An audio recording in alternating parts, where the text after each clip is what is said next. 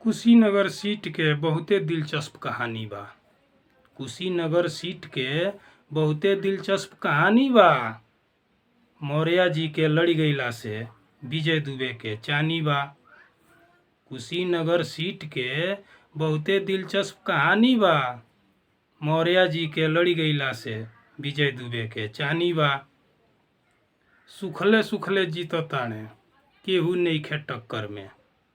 सुखले सुखले जीतताणे केहू नइखे टक्कर में।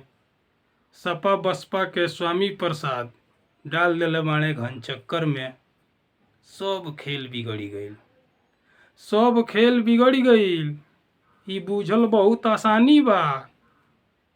मौर्य जी के लड़ गईला से विजय दुबे के चानी बा।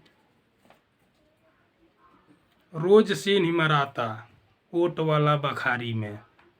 रोज सेन मराता ओट वाला बखारी में। ई सब बात सुने के हमरा मिलल भई सवारी में।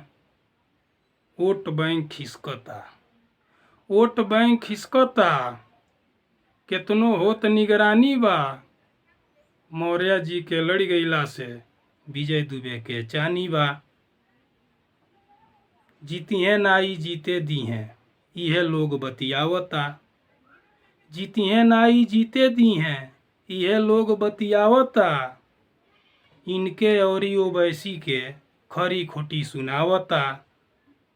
ई सब ओट कटवा हउवन। ई सब ओट कटवा हउवन। ओट दिहल जियानी बा।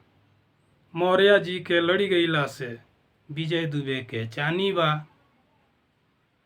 कुशीनगर सीट के बहुते दिलचस्प कहानी बा। मौर्य जी के लड़ गईला से विजय दुबे के चानी बा। मौर्य जी के लड़ गईला से विजय दुबे के चानी बा।